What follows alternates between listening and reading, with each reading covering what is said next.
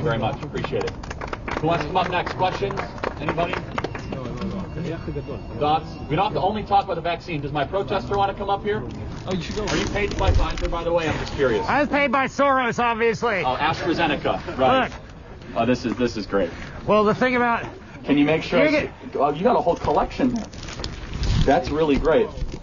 Okay, you're going to make fun of me because I'm wearing a mask, right? Yeah. No, I mean, even though, okay, the microphone shows you're right. So, the thing about vaccines is... You told me everything about your politics that ever... Well, you can't open your mouth, but yeah.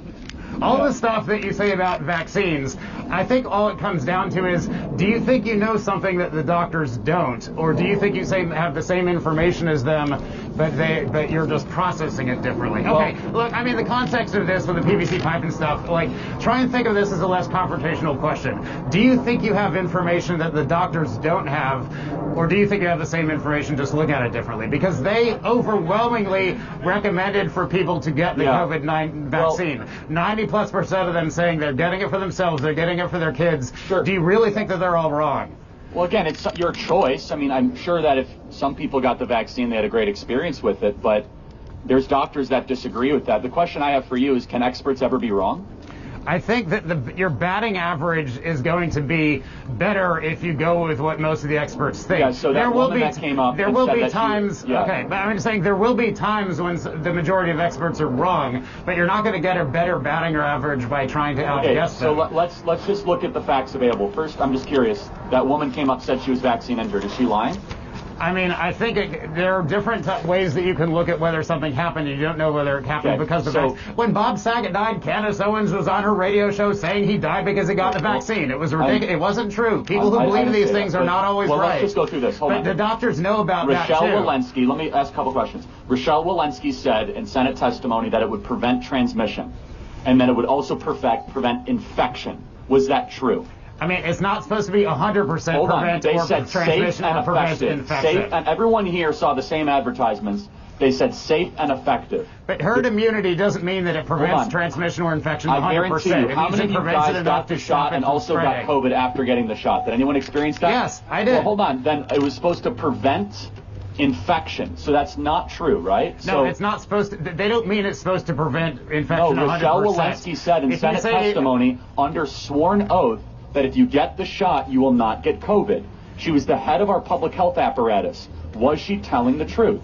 I mean, it's not correct that it will prevent it 100%. So experts can't lie. Herd immunity means that the average infected person will infect less than one other infected person. We're not talking about herd immunity. That means you don't have to prevent it 100%. Let me ask you just have to make sure the average person doesn't infect multiple Are you worried about people. getting polio? Not really. Oh, because maybe that vaccine is effective. I know you've said publicly you're not against vaccines generally, just the COVID one specifically. I looked at data but I'm saying that the experts who have access to the best information, I don't think you're going to have a better batting average than the experts if they have the same information that you do, or maybe if they have more experience in processing. That's why it's not really about drilling into the details, because you can learn about a topic and it's interesting, but if you're learning about it leads you to a conclusion that's different from what the overwhelming majority of experts believe, then your understanding of it is probably imperfect. Because they know all of that and they know more. The majority of experts in this country said that school lockdowns would be good for Generation Z. School lockdowns were a catastrophe. Everyone in this audience experienced prom, graduation, summer sports canceled because we were told that school lockdowns and keeping kids at home was the right decision. Experts wrong. We were told that masking, I know you might be very pro-mask, but masking children was necessary. We now see speech delays. We saw an increase in suicide ideation. Experts wrong. We were told by experts that early treatments should never be factored into conversation, such as vitamin D levels, whether or not you're overweight, how much exercise you get, early interventions such as baby aspirin, amoxicillin, hydroxychloroquine, ivermectin, any one of those early interventions. It turns out that those interventions very well can help. So the experts actually have a batting average that shows that they have lied repeatedly about this pathogen, about the virus, and so we're supposed to trust them on the vaccine when they lied about the vaccine. Secondly, we have seen a boatload of people vaccine injured. You just heard from one person right here that was one of them. We have seen an alarming increase in myocarditis, pericarditis, in blood clots, in athletes dropping suddenly. Why do you think that is happening? Why do you think we have seen an unusual uptick in athletes especially that are experiencing heart abnormalities, heart palpitations, posterior orthostatic tachycardia syndrome? Why are we seeing a 3,000% increase in those sort of things? Is it because of the vaccine or something else that occurred? But again, are you saying that you have access to information that doctors don't have? It's all publicly available. Okay. Here's the answer. You have access to the same information. Do you really think then that they're wrong? Yes, I think that doctors that continue to push the COVID vaccine 9, 10, 11 doses are doing a disservice to the American people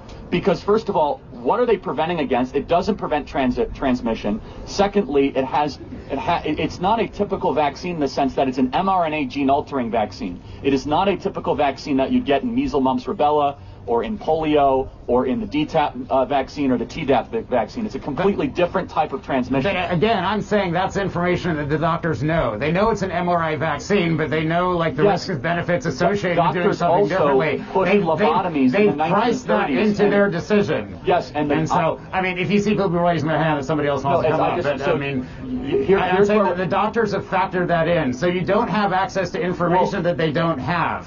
You're just saying that your reasoning with that information is different from theirs. First of all, we're talking about two things. They have yet to apologize or correct any of the times they've been wrong. And so until they correct the record where they misled the American population, then we're not going to take anything they say seriously from the way forward. Secondly, lots of doctors, let's just take a step back from doctors. The FDA and the CDC, they're captured by the vaccine manufacturers and the pharmaceutical companies, no different than the Department of Defense is captured by Boeing, Lockheed Martin, and Northrop Grumman and Raytheon. You agree with it? Yes, so but doctors know that. There's a whole book called Bad Pharma by a doctor named Ben Goldacre. He talks about the flaws in the FDA review process. Don't change the topic. But doctors know that the FDA review process is gameable, but they still price that into their recommendations when they say this has gotten FDA approval, and we're weighing the evidence on the basis we still say that we recommend getting this vaccine. So again, they have the same information you do. You're saying that you just...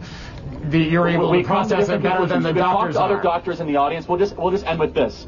We never should have at least given healthy, able-bodied young people by force an mRNA gene-altering vaccine, which now has systemic life-altering issues. They've never issued a correction or an apology, and I think those people should lose their license because they did more harm than good. Thank you very much. Well, I'm saying they have access to the same information that you have, and I believe their expertise is more reliable. Thank you. And you're a doctor, and you disagree with him? Yeah.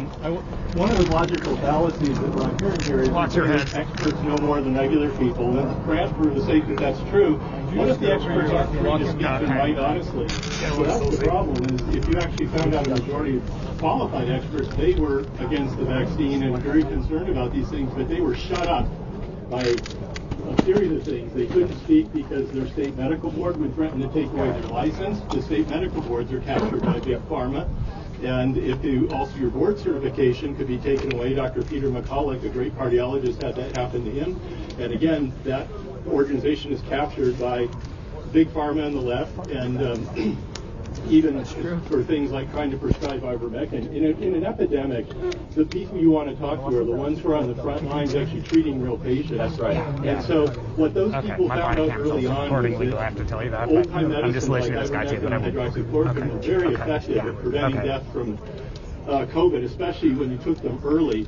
And so what the FDA did and the pharma is they actually commissioned fraudulent studies to contradict that, making studies where they gave doses that were too low, too late in the course, people died, they go, oh, this stuff doesn't work, and then they went on to the offensive saying, if you prescribe it, you're a bad person, we're taking away your license. That's right. You're prescribing horse medicine. So the basic issue is it's nice to have experts, but if the experts are censored and can't speak their mind, then they're no use. Thank you. Appreciate it. That's really well said. We've got to talk. We don't have to talk about the vaccine the whole time.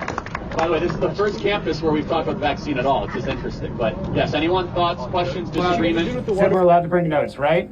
So you had Michelle Bachmann on the Charlie Kirk show. You can use ChatGPT if you need to. And you said, she said on your show, it's time for Gaza to end. Yeah. There are 2 million people living there. They are all trained assassins, and they need to be moved off of that land. You said, Michelle Bachmann, everybody, isn't she great? You have no regrets about that at all? No regrets about not pushing back?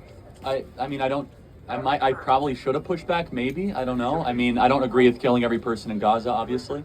So I don't know if that's what she was saying either. But I mean, I do think that there does need to be a support of Israel in the war.